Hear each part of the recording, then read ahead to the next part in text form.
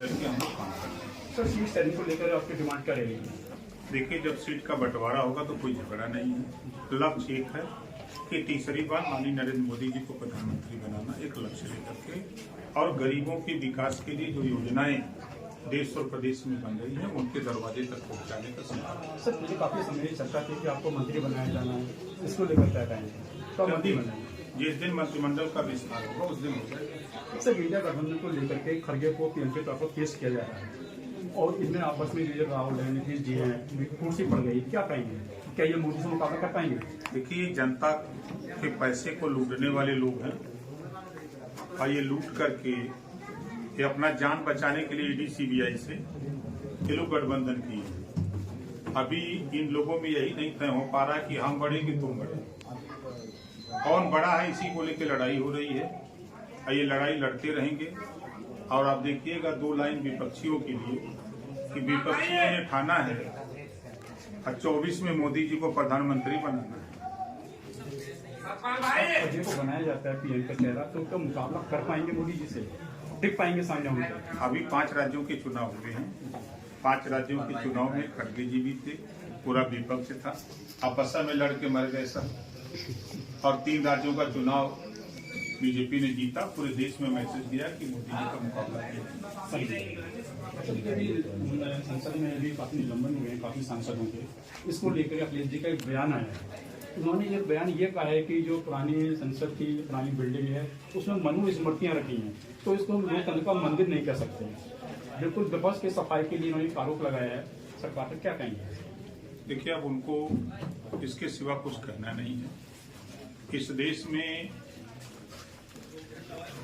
जब सच्चर कमेटी गठित हुई, सच्चर कमेटी की रिपोर्ट आई, एक बार भी उस पर चर्चा अखिलेश जी को नहीं करना है। रंगनाथ मिश्रा कमेटी क्या है ये उन्होंने कभी मुसलमानों को बताने की कोशिश नहीं की।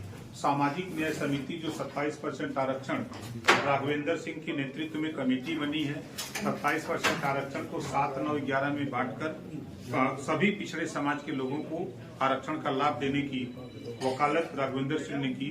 उस रिपोर्ट पर कोई चर्चा उनको करने की हिम्मत नहीं है। राष्ट्रीय स्तर पे रोहिणी आयोग का गठन हुआ है कि 27% आरक्षण को बांट करके जो हिस्सा है सबको दिया जाए। इस पे चर्चा करने के लिए अखिलेश जी के पास समय नहीं है। देश में एक समान अनिवार्य और फ्री शिक्षा पे बहस करने के लिए उनके पास समय नहीं है। आज अभी एक देश एक राशन कार्ड का कानून बना, एक देश एक चुनाव के कानून पे चर्चा हो रही है बनाने की।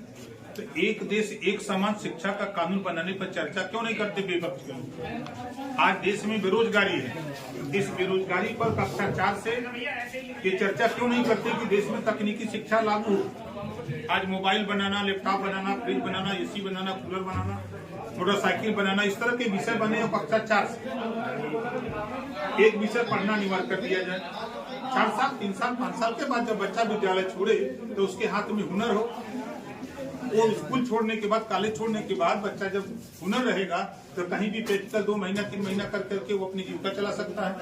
इस पे वो क्यों नहीं चर्चा करते? एक फिजूल की चर्चा जिससे न कुछ जनता को मिलना है न देश का भला होना है, वो फिजूल की चर्चा करते हैं। अब उन लोगों का लंबे समय तक इसी यही बात बोलेंगे और कुछ बोलने की विपक्ष खास करके अखिलेश जी लगातार निशाना साधते रहे बीजेपी सरकार पे कि बीजेपी मुद्दों की बात नहीं कर रही है, विकास की बात नहीं कर रही, वो सिर्फ हिंदू मुस्लिम की बात कर रही है, राम मंदिर की बात कर रही है। कि अगला चुनाव किस मुद्दे पर होगा? विकास के मुद्दे पर होगा, हिंदुत्व के मुद्दे पर होगा, राम मंदिर पर होगा? देखिए, जो चुनाव होगा पूरे देश में विकास के नाम पर चुनाव होगा, देश की सुरक्षा पे सवाल होगा, अमन चैन भाईचारे के लिए चुनाव होगा।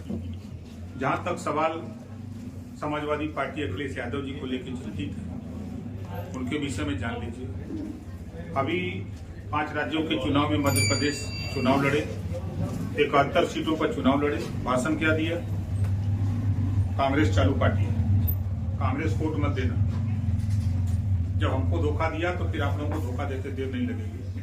मतलब उनकी मंशा भारतीय जनता पार्टी को जिताना, उनकी मंशा आपने देखा कि उन्हीं की पार्टी के प्रोफेसर राम गोपाल जी जब चुनाव का रिजल्ट आता है तो बयान देते हैं कि मोदी जी का जादू, उन्हीं का बयान है, आप लोगों के चैनल पे चला।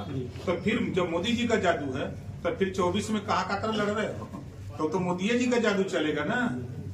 तीसरा आप उठा के देखिए, ये लोग दिन में भाजपा के खिलाफ बोलते हैं अखिलेश जी, रात को गुलदस्ता लेकर के शरणम गच्छामि योगी मोदी जी के शरण में जाते हैं। आपने अभी देखा 1 तारीख को सदन के अंदर मुख्यमंत्री योगी आदित्यनाथ जी ने जो बयान दिया, गोमती रिवर फ्रंट पे कहां कैसे कैसे लूटा, सीबीआई जांच में खनन घोटाले में नाम आया, बच कैसे रहे हैं। हमारे आपके ऊपर अगर कोई मुकदमा लिख दिया जाए तो पुलिस गिरा कर ले जाएगी जेल, ये बच कैसे रहे हैं।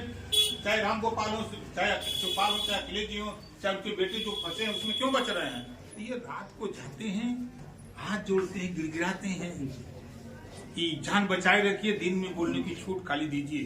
तो ये हम तो ओम प्रकाश राजभर सट करके हम एनडीए में शामिल होकर सट के मोदी जी को प्रधानमंत्री बनाने का काम कर रहे हैं। अखिलेश जी हट करके सहयोग 24 में मोदी जी को प्रधानमंत्री बनाने का काम। सर यूपी की शासन में से मायावती क्यों मौन है, वो किधर जाएंगी। विपक्ष कह रहा है वो बीजेपी को समय दे रही है, साइलेंट दे रही है। एक उन पर आरोप और लगा है कि मुस्लिम नेता यूँ कह रहे हैं कि मायावती जी मुस्लिमों का वोट तो चाहिए उनको, लेकिन मुस्लिमों को नेता अपनी पार्टी को निकाला जा रहा है। जिस तरीके से क्या कहेंगे, मुस्लिम विरोधी है क्या है, किस तरीके। समाजवादी पार्टी कौन सा दूध का धोवल। 89 में माननीय मुलायम सिंह यादव जी मुख्यमंत्री बने तो भारतीय जनता पार्टी का सहयोग था ना, समर्थन याद है ना। और भारतीय जनता पार्टी खुल करके अखिलेश जी, राम गोपाल जी, शिवपाल जी सब लोग मदद करते हैं। अभी एमएलसी का अगर हम बात आगे बढ़ाएं, एमएलसी के चुनाव में खुद एमएलसी थे अखिलेश जी, उनके नवरत्न एमएलसी थे। अब 28 साल वाले को पर्चा भरवा रहे हो, जनता को बेवकूफ समझते हो। दुनिया बेवकूफ है, लेकिन ओम प्रकाश राजभर तुम्हारे सब को नहीं जानते हैं। तो ये भारतीय जनता पार्टी के सहयोगी लोग हैं, जिसको कांग्रेस पार्टी वाले खुदा कह दिया, हमको तो छोड़ दीजिए। जब इन्होंने कहा कि कांग्रेस वाले भाजपा की मदद करते हैं, तो कांग्रेस वाले कहें तो बी टीम है भाजपा के समाजवादी। इसका माना जाए कि सपा भी मुस्लिम विरोधी है, 100%। हम बिल्कुल, अगर मुस्लिम विरोधी नहीं होते तो आजादी के बाद नौकरियों में मुसलमान 38% था। कांग्रेस ने इतना विकास किया, बसपा ने किया, सपा ने तो इतना किया, 1% नौकरियों में नहीं है मुसलमान आज के तारीख में। और 20% मुसलमान वोट देगा, 9% यादव, मुख्यमंत्री यादव बनेगा। यादव की पार्टी क्या दिखा, 20% इधर 9% उधर। 20% वाले को क्यों नहीं मुख्यमंत्री बनाते हो भाई, डिप्टी सीएम तक तूने नहीं बनाया भाई, क्यों। और वोट देगा मुसलमान, सरकार बनाने में भरपूर मदद करेगा मुसलमान, समाजवादी पार्टी का, कांग्रेस का। पुलिस की भर्ती होगी तो क्या होगा, वोट देगा मुसलमान, अखिलेश जी मुख्यमंत्री बनेंगे तो भर्ती करेगा अपने बिरादर का। 1531 थाने हैं उत्तर प्रदेश में, एक थाना उठा के देखिए, अगर 25 का स्टाफ होगा तो 8 से 10 सिपाही और दरोगा यादव मिलेगा। कहां गया मुसलमान।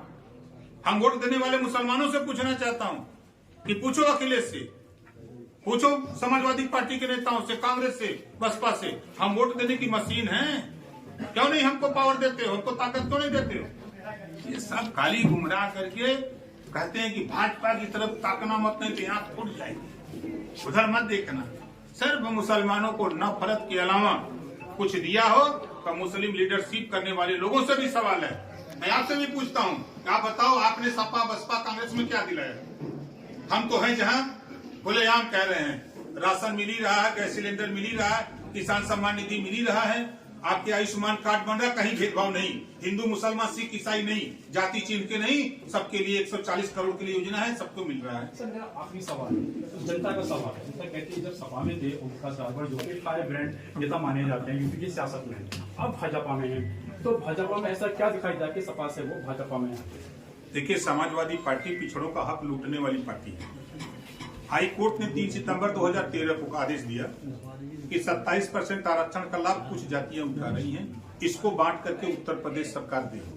मुख्यमंत्री कौन था, अखिलेश यादव। इनको नहीं समझ में, हाई कोर्ट के आदेश को नहीं माना। नाई गोणपाल प्रजापति बिंद केवट मल्ला आर्य बंसी बंजारा बहलिया कनार जोला दुनिया सारी साईं दर्जी फकीर, इनको क्या दिया इन्होंने, कुछ दिया। हम गए थे, यही लड़ाई अंदर थी, शायद याद होगा। एक बार मैंने बयान दिया कि एक भी सीट अखिलेश नहीं देंगे तब भी साथ रहूंगा, चुनाव तक इनके साथ रहूंगा, चुनाव के बाद नहीं रहूंगा। बयान दिया था, क्यों दिया था, वरना खाली एक ही चीज लौका था कितना लूट ली।